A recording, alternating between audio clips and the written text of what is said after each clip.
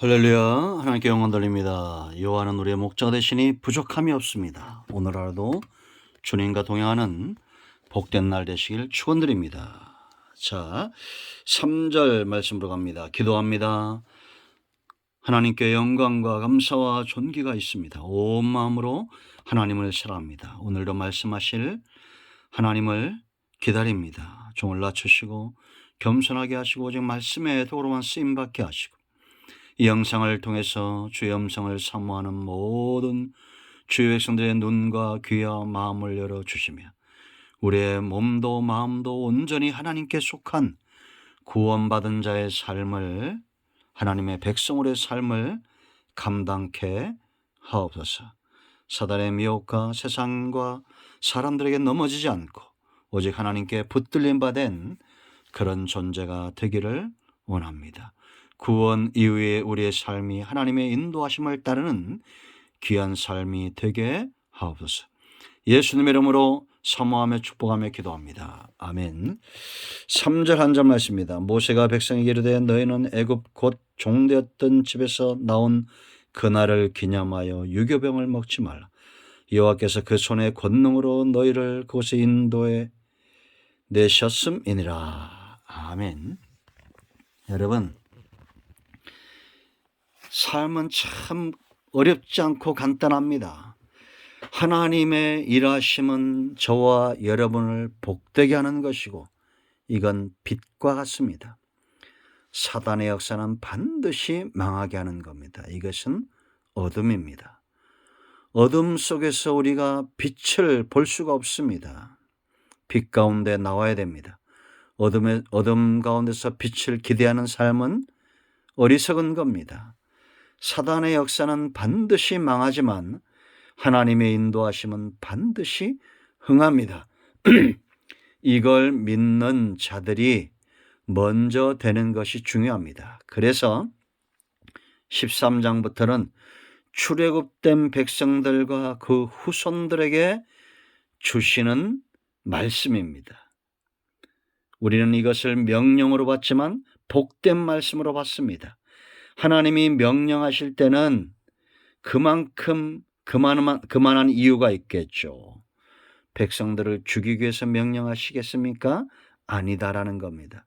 여호와께서는 1절에 모세에게 이르셨고 모세는 백성에게 이릅니다. 백성에게 주어지는 명령. 그래서 여러분 구원받은 이후에 13장에서 세 가지의 구별이라고 했죠.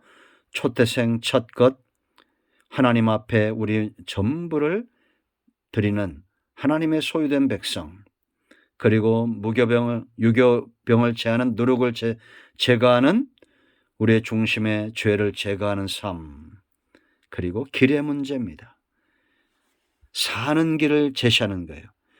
우리가 복받는 길, 정말 잘 되는 길, 하나님이 기뻐하는 삶 가운데 있어야 될 줄로 믿습니다. 사단도 동일하게 이 영역에서 우리를 망하는 길로 인도합니다. 여러분 말라기 시대 보세요.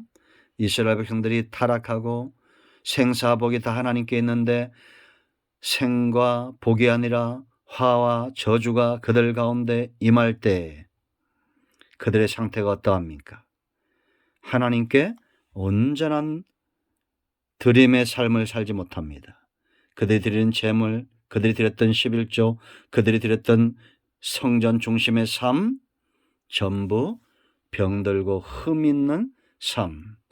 사단이 그렇게 우리의 하나님 앞에 거룩히 구별해야 될 하나님의 백성들을 흠 있게 이끌어가는 겁니다. 두 번째, 죄로 이끌죠. 유교병을 좋아하게 만듭니다. 노력을 좋아하게 만듭니다. 무교병은 우리의 진리의 말씀인데 다른 교훈들이 들어오기 시작합니다. 여러분, 여기 새로운 것이 있다. 이단들에게 빠지지 마세요.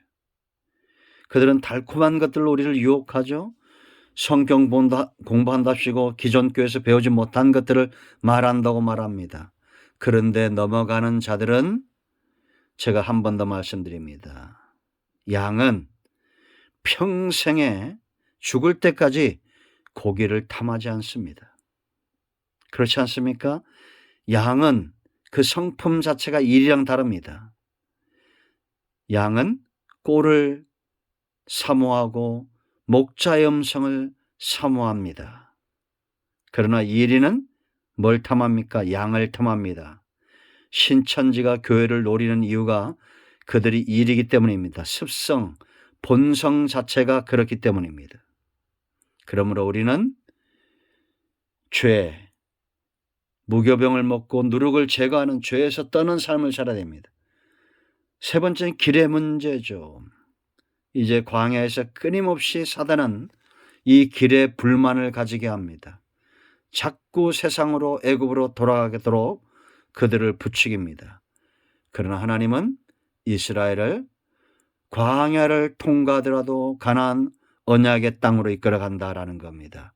그러므로 여러분 우리가 잘 분별하시기를 축원드립니다. 자, 이제 첫 번째 첫 것, 초태성을 구별하라 1절과 2절 그랬죠. 2절 말씀을 한 번 더 봅니다. 이스라엘 자손 중에서 사람이나 짐승을 막론하고 태에서 처음 난 모든 것은 다 뭐라 했습니까? 거룩히 구별하여 내게 돌리라. 이는 내 것이라 그렇게 말합니다. 왜 우리가 하나님께 드림이 되고 성도들이 우리의 물질이든지 사람이든지 왜 하나님께 드려져야 되느냐? 가장 중요한 이유는 그것이 하나님의 소유다라는 겁니다. 2절에 하나님의 소유이기 때문에 드려지는 거예요. 자, 11절로 갑니다. 처음 것이죠. 여호와께서 너와 네 조상에게 맹세하신 대로 너를 가나안 사람의 땅에 인도하시고 그 땅을 네게 주시거든 그랬습니다. 그러니까 무엇이 문제입니까? 무엇이 먼저입니까? 하나님이 우리에게 주시는 축복, 은혜가 먼저다. 다시 말하면 성도는 크고 작음의 문제가 아니라 작아도 작은 것을 받아도 하나님의 은혜 중에 있고 큰 것을 받는다고 해서 그것이 내 능력이 아니고 하나님의 은혜 중에 있다는 겁니다.